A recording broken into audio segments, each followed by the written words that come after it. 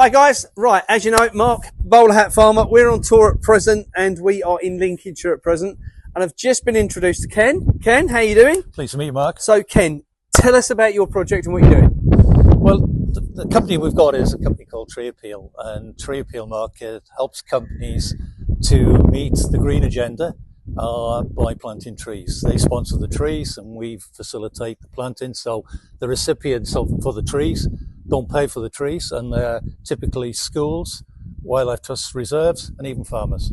Okay, so for me, I'm not a big lover of the terminology green, I must say, and I think there's a lot of nonsense around it. However, what I do believe in is the fact that, I mean, where we come from in East Anglia, for instance, most fields are 100, 200 acres. They've desecrated every hedgerow. We've got no trees. There's no wildlife. It's barren. It really is. Topsoil's gone.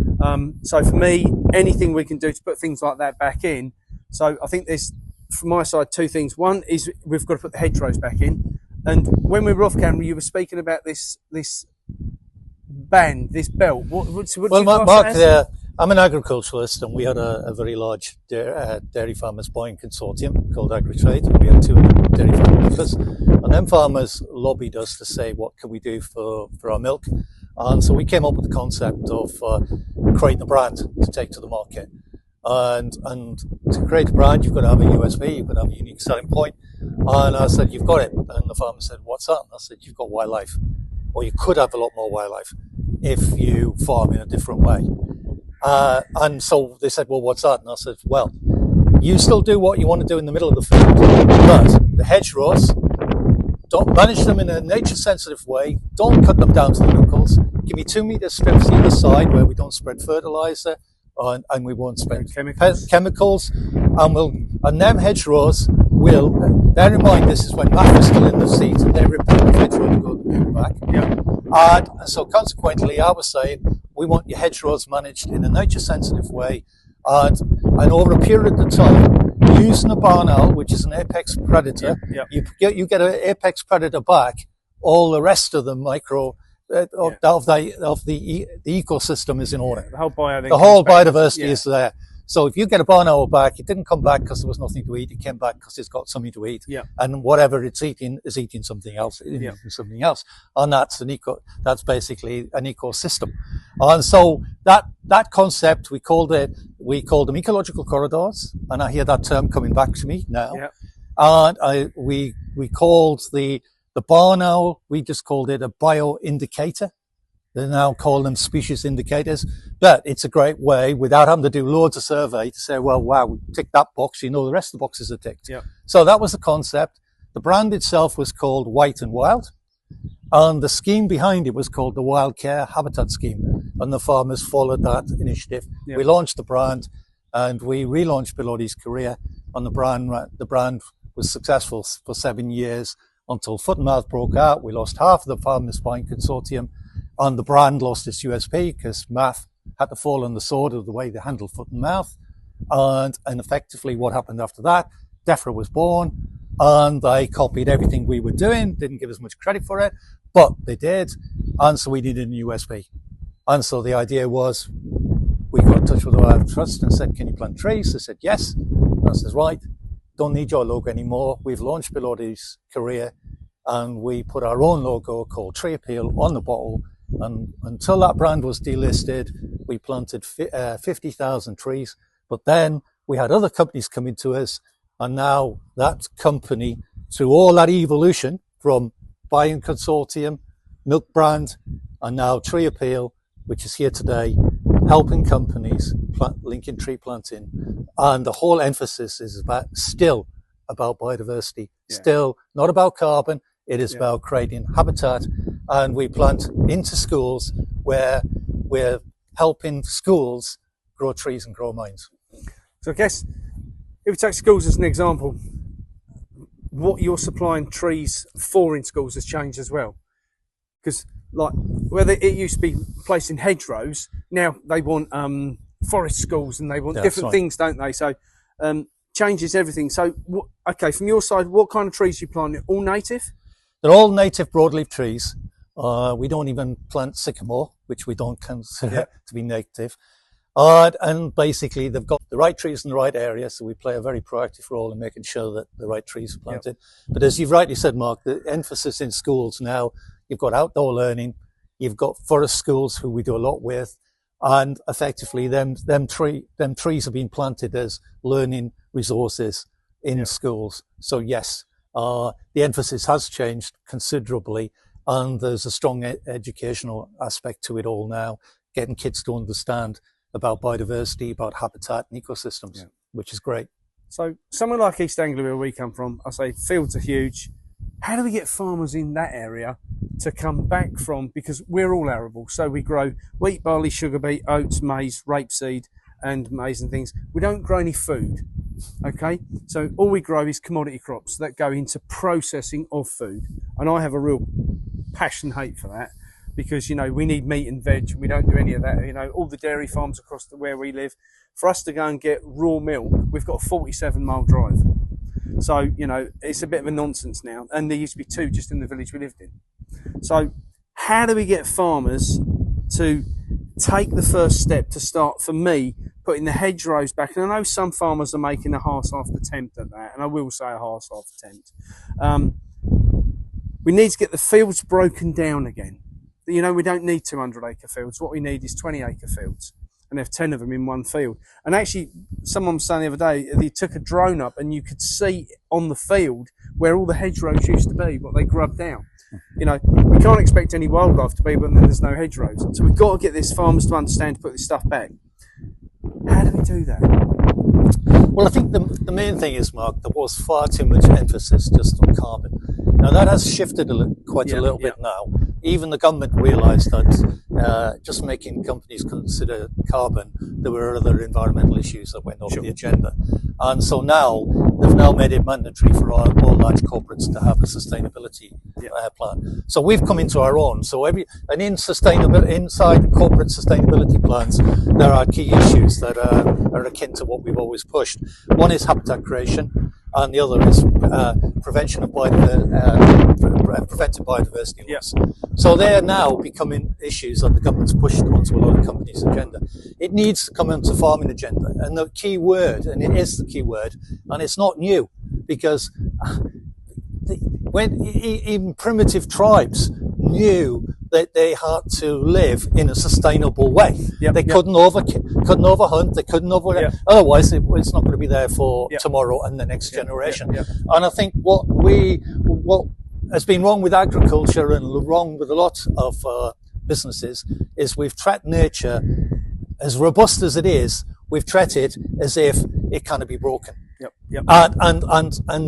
And therefore there's a stark realization, and it's a reality, that whatever we do in this life, it's got to be sustainable. And that's a key word. I like it. I love that word, because it's a word that we should come back to farming. And it isn't sustainable not to have animals and crops together. Absolutely. 100%. If you don't put humus back in that soil, you're going to get soil erosion.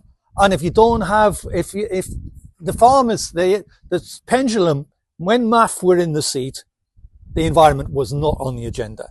Now DEFRA's in the seat, food's just gone off the agenda. The pendulum in life often swings from one extreme to the other. It doesn't come to where it should be, in the middle. And what needs to be done on the farm is they need to farm in a nature-sensitive way, but they need to farm. They need to make food. And it's key that we should, we're agricultural nation. A small percentage of people are working on the land, but nevertheless, if we lose that as an asset to be able to produce food at the detriment of becoming glorified nature reserves, that's a huge loss. Especially for mankind. It's a huge loss. But the answer isn't, the answer is sustainability, is to coexist with nature while still being able to farm and produce food for the masses. Okay. One last question, Ken, because I know we've had this conversation off camera, so we best have it on. Trees you plant are all native, but no fruit trees. And for me, one of the things, obviously, my passion is about the food and how we get the food back into the system. How do we get the people that are sponsoring this stuff. So if they're sponsoring trees, let's say £1 a piece, and they go, yeah, there's £50,000 to sponsor 50,000 trees. How do we get them to see the value in planting an apple tree that not only gives us the biodiversity back into the tree being planted, but also into the food being there for nature to deal with, for us to deal with? For me, there's a lot more to be had out of the planting of the tree than what's coming from sucking up carbon or putting a hedgerow back in. Well, Mark, that isn't altogether right, because as I say, we're not planting trees for just to suck up carbon, sequester carbon. We're planting trees to create habitat, etc. Yep. However, you've made a valid point, and therefore the challenge is, when we plant trees, there are certain companies where it's absolutely a good fit to be planting trees to their product and services. Sure. And some it's a little bit far removed. The ideal company to make the switch to plant fruit trees is a fruit juice type of company. So the challenge is there, because we'll take on board any company that wants for us to facilitate. I say, if you're involved in the fruit industry, fruit juice, come to us and we'll facilitate planting fruit trees in schools and on farms. And they can be the sponsor, and they'll be more than happy to know, and they could have a USP, because we did have a fruit juice company called Cracker, and we planted trees in Africa, fruit trees specifically in Africa, in Ghana. Yeah. And that company sadly went by the way. So the challenge is there, you're right.